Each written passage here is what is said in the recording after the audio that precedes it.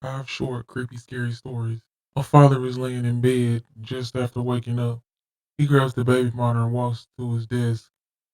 He has the baby on the baby monitor and hears his wife singing to her.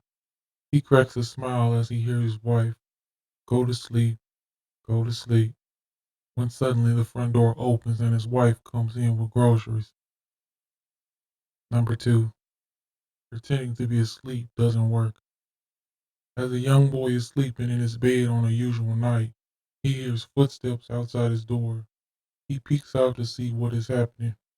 His door swings open quietly to reveal a man carrying the corpse of his parents. After silently propping them up on a chair, he writes something on the wall in the blood of the dead bodies. He then hides under the child's bed. The child is scared beyond belief.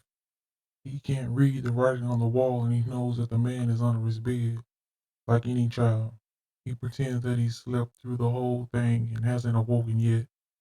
He lays still as the bodies quietly hearing the breaths from underneath his bed. An hour passes and his eyes are adjusting more and more to the darkness. He tries to make out the words, but it's a struggle.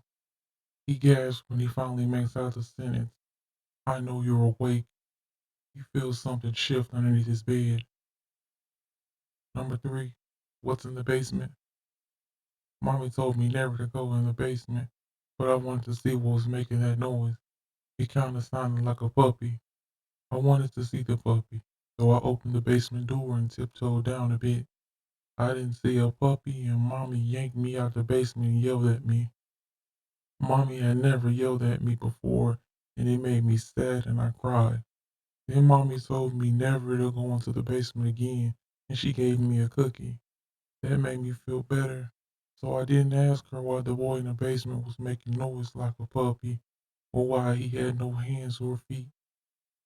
Number four, 10.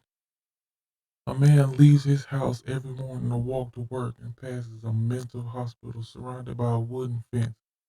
Every morning the patients are out in the yard and he can hear them singing in union. 10, 10, 10, 10, 10. One day he gets curious and looks through a hole in the fence. Suddenly a stick shoots out and pokes him in the eye. "Fuck," he says to himself. While walking away, pissed off, he can hear the patient saying, 11, 11, 11, 11, 11. Number five, yes. When I was a child, my family moved to a big old two-floor house with big empty rooms and creaking floorboards. Both my parents worked, so I was often alone and when I came home from school. One early evening when I came home, the house was still dark. I called out Mom and heard her sing song voice say yes. From upstairs, I called her again as I climbed the stairs to see which room she was in, and again got the same yes reply. We were decorating at the time, and I didn't know my way around the maze of the rooms, but she was in one of the far ones right down the hall. I felt uneasy, but I figured that was only natural, so I rushed forward to see my mom, knowing that her presence would calm my fears as a mother's presence always does. Just as I reached the handle of the door to let myself into the room, I heard the front door downstairs open and my mother called me, "Sweetie, are you home?" in a cheery voice. I jumped back startled and ran down the stairs to her. As I glanced back from the top of the stairs, the door to the room slowly opened a crack. For a brief moment, I saw something strange in there, and I didn't know what it was, but it was staring at me.